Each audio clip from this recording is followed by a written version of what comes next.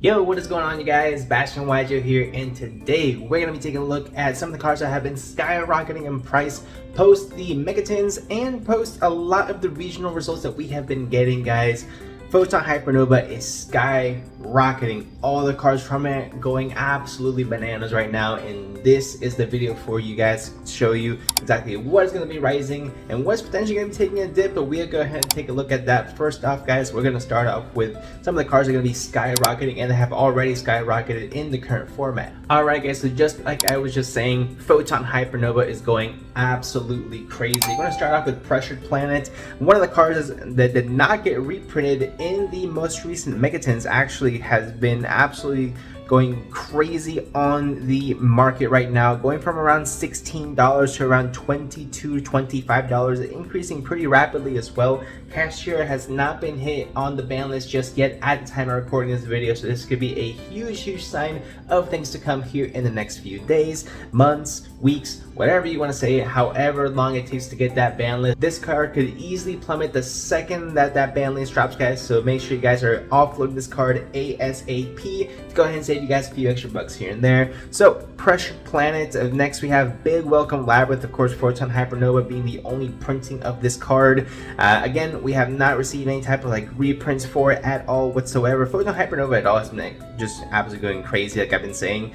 We have the only cards that have not been going absolutely nuts. Triple Thrust, which is surprising because it's about the exact same amount as the ultimate rare, and I'm seeing that trend with another card as well, which I'll get to you guys in just a little bit as well. We had Cashier Theosis going up in price as well, going from around a $2 to like what $5-6 card now going up to around a $10 card per copy for Cashier Theosis, and the same thing with the Rise card as well, which realistically are cards that you are going to need in the event you are looking to build Cashier here in the next few months. Realistically, I do see them hitting a Rise card and maybe one other card on the Cashier strategy, potentially Fenrir. I know they just reprinted it as an ultimate rare, they just reprinted it as a secret rare in the Megatins as well, which gives me a lot of hope for potentially they're not hitting Fenrir. But realistically, guys, if Konami wants to go ahead and get rid of Cashier as a deck overall, I think not only banning a Rise card, but I think limiting either Birth or limiting Fenrir is just the best way to go ahead and kill the deck to where it's at the best rogue.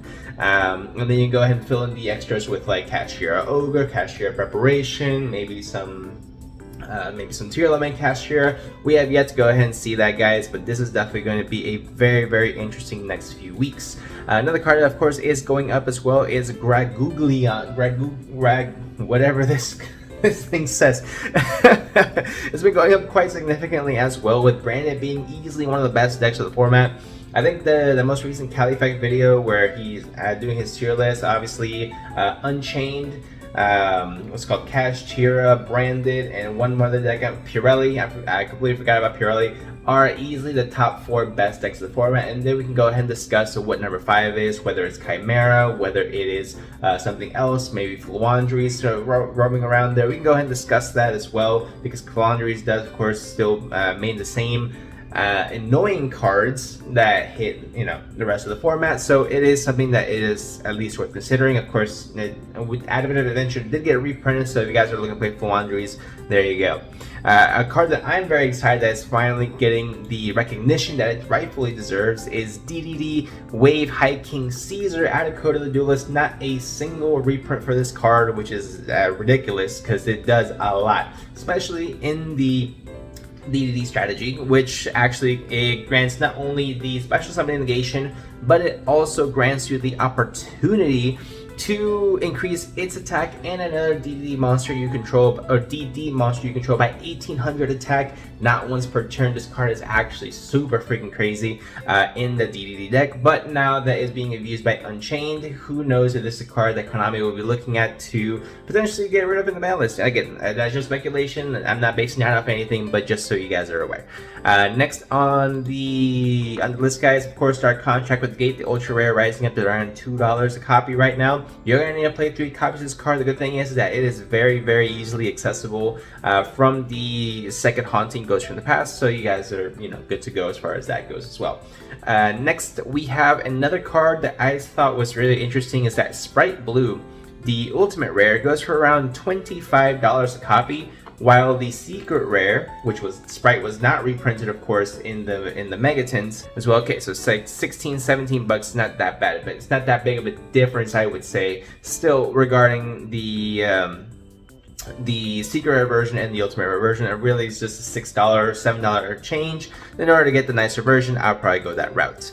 Next card we're going to go ahead and check out, of course, is going to be the Sprite Sprint, which is in Darkwing Blast, which just qualified for the Megatins. Again, did not get reprinted either, which is very, very weird. We're not seeing a price spike with this. Of course, Sprite has kind of fallen down pretty bad when it comes to the overall popularity of the deck. I still think it's a great deck to understand how to play the game, to understand how the deck overall plays, to overall how the game plays, but realistically it's not nearly as viable as it once was, once we had Sprite Elf, once we had all the other Sprite cards. Sprite started to 2, I don't think it's really the biggest issue. I just really believe that getting rid of the Sprite Elf would really just hurt this deck. Sprite Elf was just way too generic of a card for us to be able to abuse it the way that we did, and for us to be able to have it back, I just don't think it's going to happen. We'll see though. In the event that Sprite Elf comes back, I really definitely see Sprite going up in viability for sure.